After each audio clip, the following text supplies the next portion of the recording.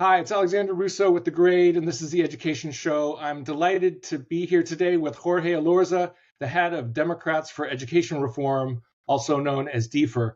Jorge, thanks so much for being on the show. It's great to be here. Thank you for having me.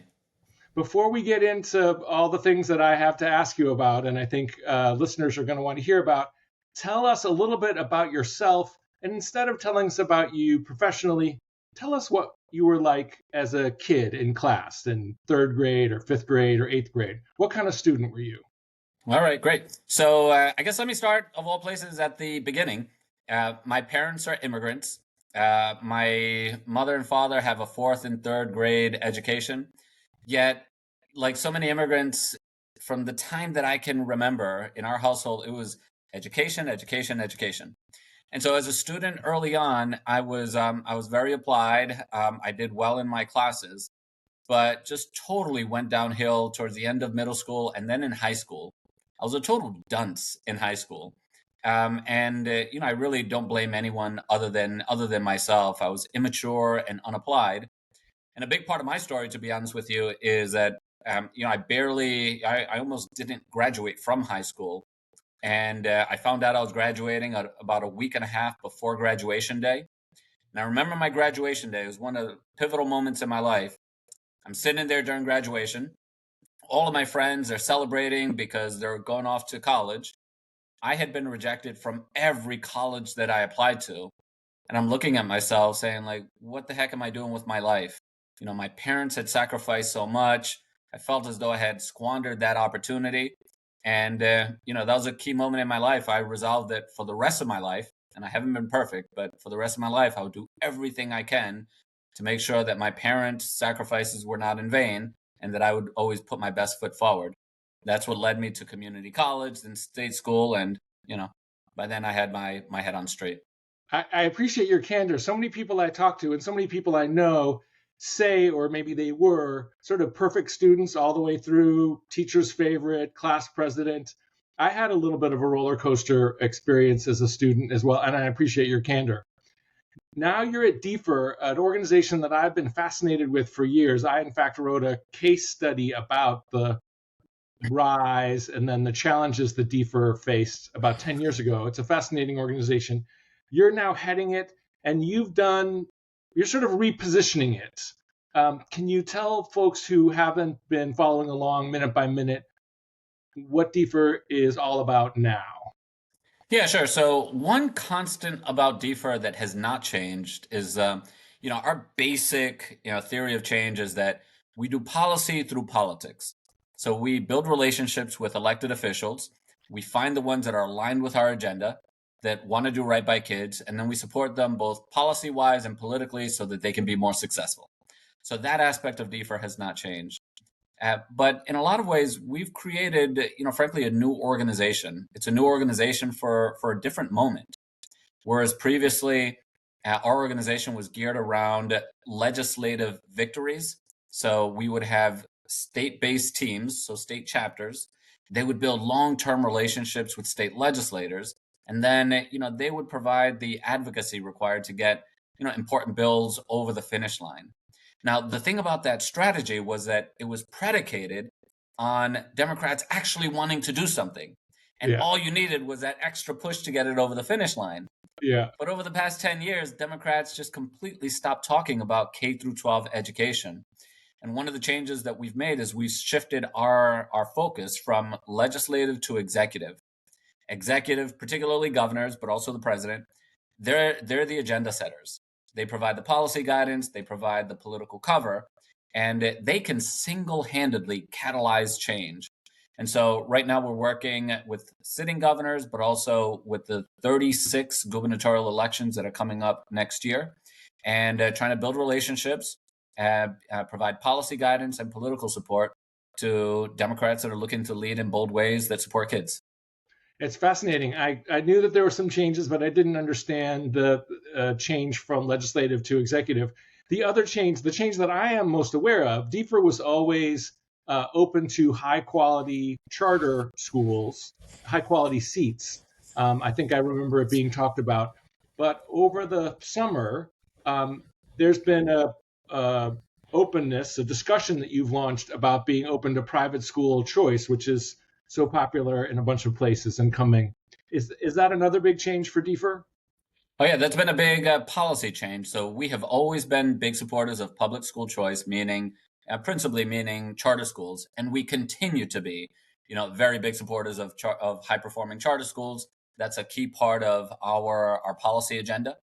But I think that what's been really helpful has been the rise of the abundance movement, and this is where we're coming from. And from there, I think it's just natural that we'd be open to all forms of choice. And that's that the abundance movement has really recentered the conversation around results and outcomes. Right? Inputs are nice. There's feel good stuff, but we really need to deliver for voters and for the American people. Right. And we see public education as a goal, not as a particular set of institutions, but as a goal. Our goal is to create a well educated populace. And if that's our goal, we should be open to any tool or any resource that can help us accomplish or further that goal of having an educated populace. Right. And so, all the tools at our disposal are ones that we should employ, and that's why we're urging Democrats to not only explore but to embrace these tools, because Right. the devil is in the design. When designed properly, they don't have to be conservative or Republican policies. They can be shaped in very progressive ways. Right. And there's certainly lots of Democrats who've exercised private school choice in unofficial ways over the years. The Abundance book, fascinatingly, I was so glad when you jumped into this space, because the Abundance book didn't actually have a chapter on K-12, but it is no giant leap to think about abundant, affordable housing to abundant, high quality schooling. You jumped into this space. I know some folks started their own organization. There's at least one new organization out there that took the opposite approach. Let's strengthen the public and charter school only approach. I know that a couple of lawmakers have said similar things, or former lawmakers. I'm thinking about Rahm Emanuel, of course. What's the reaction been so far? What's the impact been so far of your coming out and creating this space and urging this open-mindedness? When I put that essay out there, the paper on abundance, you're always concerned about two things when you put something out into the world. First is that there's some obvious mistake that will become apparent as soon as you hit send, Mm-hmm. and second, that you put the idea out into the world and it gets ignored. Neither of those two things happened. And as soon as we put it out, I started receiving just so much feedback from folks telling me that they've been wanting to say that for a long time, or they've been waiting for someone to say that for a long time, and they found it very refreshing. And so I'm excited that the paper was received in that way. Now I'm not deluded in any way. One paper in and of itself isn't going to change the positions of the Democratic Party. As reformers, we're still on the outside, pushing for change within the party, and it's going to take a lot more time and a lot more work to do that. Right. But socializing the idea is step number one. And what I've been trying to do since we released that paper is, fill in other aspects of the agenda, but particularly on choice, making the case that there's nothing inherently conservative or Republican about private school choice. In all truth, if you look at the history of school choice, it's progressives who got there first. If you look at the history of even voucher programs, it was progressives and specifically African American leaders that led that charge in Milwaukee and Cleveland. And when you look at it even today, it's become branded as a Republican thing. But I see some of the red states and what's happening with their ESA laws, and there's some really cool progressive stuff that's happening by progressives in blue cities in those red states.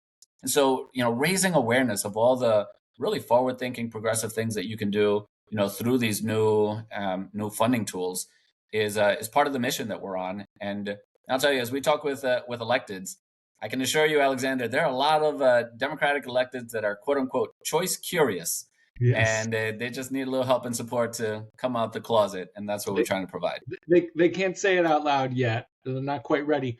What are the politics for a Democratic official that would keep them, that would make them send you a DM as opposed to saying, you know what, Jorge's right. We should all be for this. You're a Yeah. former elected official. Can you tell us what the politics are and why they're so difficult? Yeah, I think the big part of this is the political dynamic. Historically, the teachers' unions just have a strong relationship and alliance within the Democratic Party. They are the, if not one of the, if not the largest funders of the Democratic Party. They've also built up really deep relationships, all the way down, all the way down, even into local elections. And crossing them carries consequences. You could Is this get like primaried, your position's at risk. is this like an NRA kind of situation? Is that what you're experiencing? Yeah, it's a little bit like that. And what I remind folks about is that you know two things. First of all, there's a difference between teachers and teachers unions. Like, Mhm. teachers are some of the most like kind-hearted, open-hearted, public servants that you're ever going to meet, Right. and we can fully support them. And usually it's the executive committee of the teachers unions that are that are vocal publicly, and their agendas are very different. They themselves are elected officials. They are elected by their members to represent their labor related interests. Hmm. And so when I was mayor here in Providence, I worked very closely with them, and I got to see that they don't spend 90% of their day putting ideas out about education policy. They spend 90% of their time, working through grievances, working through the arbitration process, negotiating contracts. They are experts on labor law, which makes sense because they are labor leaders. That's their interest. That's how the incentives align for them. And sometimes, and I would say very often, the labor related interests of teachers unions, Hmm. they clash with the interests of kids and families. And that's where we need leaders, elected officials leading with conviction to stand up for kids. And that's what my organization was originally created to do, to provide not just policy but also political support to those leaders who are leading boldly. So for now, it's you and Ram, right? So the club is small right now, but behind the scenes, you think more are coming along. Well, two things. I mean, I've been really encouraged by, just in the past like several months, there's been an explosion of voices that have picked up on this theme of the Democratic Party losing its historic advantage on education. In fact, they just stopped talking about K through 12 education for the past decade, and there's been both policy and political consequences to it. And so that's really step number one in all of this, making it, having this insight broadly absorbed that it is now a political imperative for Democrats to refocus on education. And so I'm really excited. I'm really excited to see that. There was a great piece by David Brooks in the New York Times recently. Rahm Emanuel has been like a dog on a bone on this issue. We appreciate his voice and Yeah, his leadership. yeah, Jonathan Chait has written about this as well. There are a lot of really notable voices that are yeah. raising this, beyond sort of the education sector, and now it's become sort of more broadly heard. It'll be interesting to see what happened. I was a Senate education aide back in the 90s in DC. And I remember I was working initially for Senator Dianne Feinstein from California. And I remember watching her, a very, very moderate Democrat, despite what folks thought about her being from, Northern California and all. And I remember watching her and learning from other staff about how moderate Democrats dealt with the we're for choice in other areas, but we're not for choice in the K-12 area. We've got choice in higher ed. It's always been a fascinating thing, and I think it'll be interesting to see how it emerges. You mentioned something just now that I actually hadn't heard about, which is creative. You said progressive. approaches to ESAs in blue cities and red states. Can you tell me a blue city in a red state that's doing something interesting on ESEAs that a Democrat might not think is the worst thing ever? Yeah. So I think something that's really important for Democrats to do or left-leaning organizations to do is go to these conferences or convenings of emerging school models or micro schools um, to see for themselves who it is that's founding these new schools. Mm-hmm. So stand up for students have done really phenomenal work. But I think that Florida's ESA program is probably the most developed, most mature program. And when the left thinks about ESAs and these new funding tools, we generally think about them from the demand side, right? Yeah. Enhance families' purchasing power so now they can go to a fancy school. And that's cool. But what I find so much more exciting than that is what happens on the supply side, right? When now it allows for education entrepreneurs, usually former teachers, to start their own, say, micro school with 6 kids or 12 kids, 20 kids, and allowing for this bottom up innovation, as opposed to the very top down bureaucratic, standardized, rank and sort, factory model system that we have. Now we're seeing this bottom up startup style innovation, and it's all community driven. And so, you can start a school, by the beach, and have it have like a maritime theme to it. Mm-hmm. There's this neat program that Stand Up for Students has highlighted about a program that teaches math and geometry through skateboarding. Mm-hmm. And so, we're seeing a level of bottom up innovation and education happening right now that just hasn't been the case in 100 years. It's very disruptive.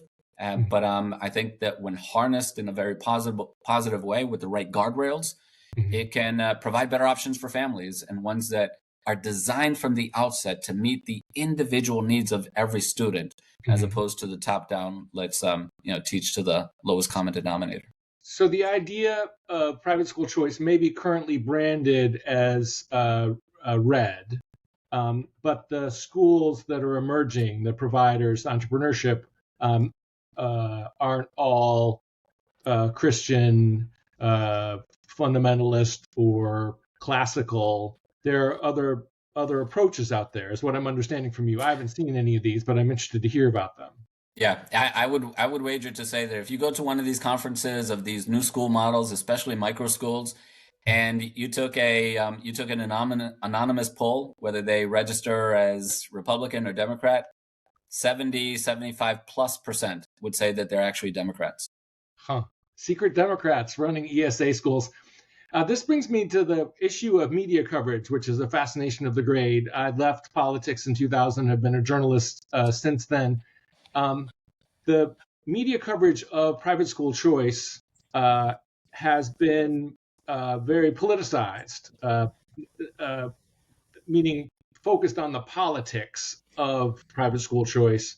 There have been very few that I've seen stories that have actually taken us to some of these schools and said, what's this look like? There was a great article in Harper's about an Arizona school. There was a recent article in AL.com about one of the schools that was created in response to the accounts in Alabama. I'm curious what your take is on the coverage of this opportunity or challenge, and then also I'm interested in the coverage that you yourself and your efforts have received. Can you talk about both those things?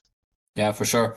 So the Harper's piece was really phenomenal, and part of what we're also trying to do as an organization is just raise awareness. Give concrete examples of the forward-thinking, progressive stuff that's happening.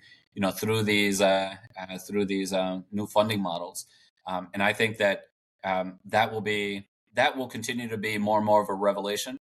And if I may, Alexander, I'd love to touch a little bit on the new the federal scholarship tax credit program because it relates to this question.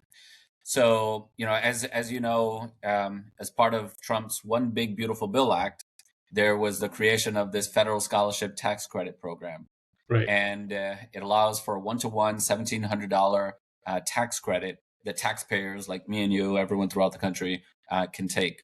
So this is going to bring millions and sometimes billions of dollars to states to use for private school tuition, but also for tutoring for public schools kids, etc. And the way this program is designed, it is a no-brainer for governors and states to opt in. And so I see this as almost a lifeline.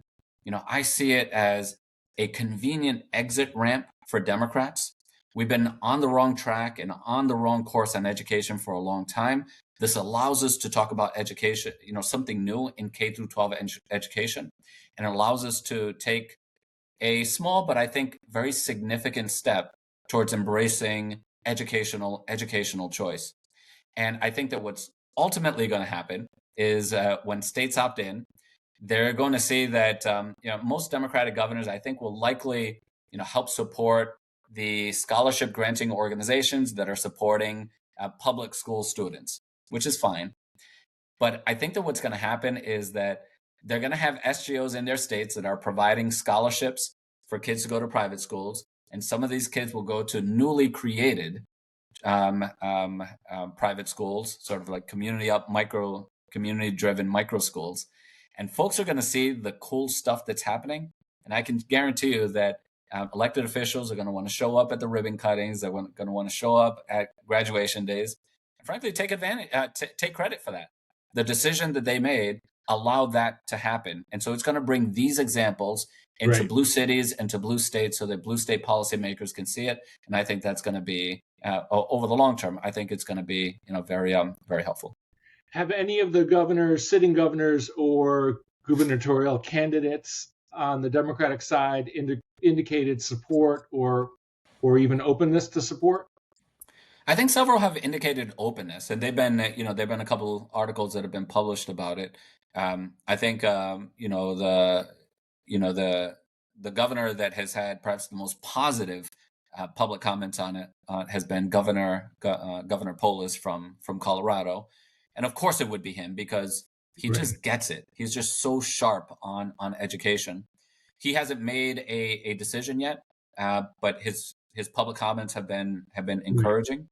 And And he's been living the purple life for a long time now. yeah, yeah. Although Colorado's a blue trifecta state, and so, but he just gets it on education. He's been the lone, governor over the past decade that has prioritized K through 12 education, and so he has a lot of respect among his colleagues on this issue and in others. But anyways, he has indicated support. Governor Shapiro in the past has, said that he's supportive of, some form of private school choice. Mhm. So I know that his team is looking at this, and I certainly hope that they would be like first out the gate in opting in. And there are many other governors that, you know, they're all practical. It's hard to turn down the amount of money that this is going to bring to a state at a And, moment when American Rescue Plan dollars have dried up, where there's so much need. It really is just a no brainer for them to sign on. and where are the blue mayors in red states that are already experiencing private school choice? Have any of them tried to stand at the door and keep the state program out? Have any of them said, you know what, we don't have a choice, this is happening, let's make the best out of this? Have any of them at the city level emerged as leaders on this? So unfortunately, K through 12 is just not the highest salience issue. It's fundamentally important, but yet it just doesn't translate to top issue at the ballot box for some reason. Right. And so the public comment on this just hasn't been sort of the sort of Right. top of mind. But Um, the mayors are going to be meeting, the mayors and the governors and everyone else will meet this winter, right? Unless they just met and I missed it. I don't know if they're meeting all together. They definitely have their own conferences. So I would always attend the U.S. Conference of Mayors. we used to meet twice a year, and I think that mayors can have an important voice to play in this, especially in blue states. Right. But in red states, I have spoken with at least a couple that take a very practical approach to it. Right, that's the mayoral approach. Mhm. These programs are here. Let's figure out how we can utilize them and shape them to help our own communities. So there are mayors that are taking advantage of it, but in terms of voices that have sort of risen above the crowd and really championed this issue, I'm not aware of anyone that stands out. What's your experience been? You've come out with this compact or proposal. You've been talking to people, and thank you again for doing this about it. What's the media response been? What's been the uptake in terms of placements or bookings or coverage? Have you gotten the coverage you hoped for or wanted? Is there anything been standout, or has there been anything that the media folks tend to get wrong?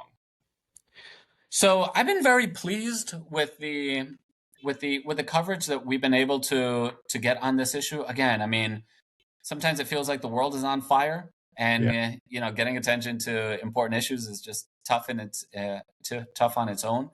But we've been able to come on a number of podcasts to get the message out. That's been really great. Thank you to you for providing the platform. We've had articles in the New York Times. We had one in Bloomberg News recently, with the Wall Street Journal. We have something coming out in the Washington Post. And so, we've had significant coverage by big media outlets, and so that's been healthy. And what I hope that we've done or contributed to is taken this moment to expand the bounds within which the debate is taking place. It's clear that Americans aren't buying what we're selling on K through 12 education policy. We used to have a 26-point advantage, voter trust on education. Now we're underwater, and so we need something new and something different.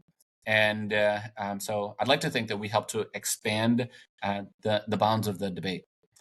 The last thing that I'll say, Alexander, is I think that this is really important for this moment. Is that the world is changing so much so fast, and I think that it goes without saying that Republicans have reacted to the changing times so much faster than have Democrats. You Mhm. look at the Republican Party of today and compare it to that of 15 years ago, and it's night and day. Us Democrats, we've only started this process since last November. And so Yeah. when you project out into the future, I think it's very reasonable to think that the extent of the change that we are likely to see is going to be very, very meaningful, and it's going to play out over a number of election cycles. But Mhm. change is coming. And so I just don't believe that the logic or the assumptions of yesterday are necessarily going to apply tomorrow. And in fact, when it comes to public school choice, other folks have said this, and I just think it's so spot on. I wouldn't be surprised if 10, 15 years from now, Democrats are the ones that are for school choice and Republicans are the ones that are against it. Who knows with how fast the world is changing right now. And what I'm Right. trying to do is just, create, raise awareness and make the case that there are all kinds of really cool progressive things that you can do with these new funding tools. And I'm just really excited that we've been part of sparking an important conversation. It's fascinating to watch. Sometimes frustratingly slow. This last year has felt like the slowest year there ever was. And I have to say, though, that I'm hoping for a similar thing on the journalism side. First of all, I'm hoping that coverage of choice and education in general can change from its traditional binary good guy, bad guy kind of cartoon coverage, superficial coverage. And also, journalism needs to change, just like the Democratic Party. And what's considered journalistic needs to expand. There's an evolution that needs to happen, and I don't want to try to tie journalism reform to democratic education reform too tightly. But I'm excited to hear about your hopefulness about the arc of change. I'm hoping that journalism will find ways to cover these issues differently, because the people in the world that they're describing is very different now than it was 5 or 10 years ago. And it would be a shame, frankly, if traditional journalism, sort of slapped the old understanding of things onto 2025. It may happen anyway.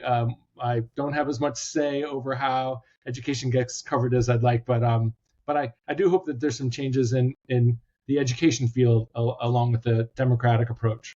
Yeah, I'm not a communications sector expert at all, but it does make me think about, putting a finer point on it. We truly are living through a transition moment in history, and we've been through this. We've been through this before as a country, and in these moments, you know, institutions find themselves under pressure, and the institutions that are not meeting the needs of the moment, they either evolve or they get replaced by something that does. And when I think about education, especially K through 12 education, I can't think of another institution in our society more in need of a top to bottom fundamental rethink than education.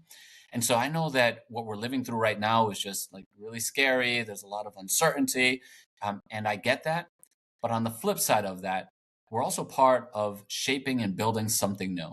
And there's something really exhilarating about that as well. And so I think that applies to education, but as you mentioned, the media, certainly see the disruption and the change in media as well. And you're part of building what comes next. There's something really excited about that. What's next for you and Deefer? Are you showing up at an event? Are you dropping another op-ed? I know you've done a ton already, but for folks who might want to look a little bit into November and December, where do we see you or Deefer next? We have so many irons in the fire. We do have, we do have a couple of op-eds coming out. I encourage everyone to please follow us on Substack. I love the conversations that happen there, and we publish all of our things there. Sign up for our newsletter. We regularly send new information out to keep all of our readers up to date. We're also very, very interested and involved in the various gubernatorial races. Two coming up next week, and then the ones after the 36 coming up next year. Mm-hmm. So we're doing all of that, and then last but not least, we're also very much involved with the opt-in approach to the new federal tax credit program. Right. So we need to create the advocacy and provide the information so that it does indeed turn out to be a no-brainer for as many governors as possible to opt into the program. Before I forget, has private school choice come up in the races that are being decided next week, or has it been a sort of a non-issue? So it has come up in New Jersey. So the Republican challenger, Chittorelli, he has raised the issue, and it's already coming up in other states that we're working in.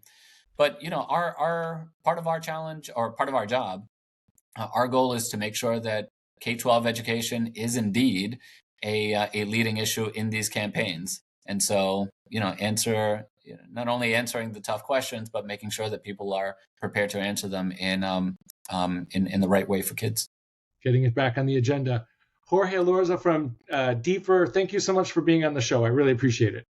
Thank you. Appreciate it.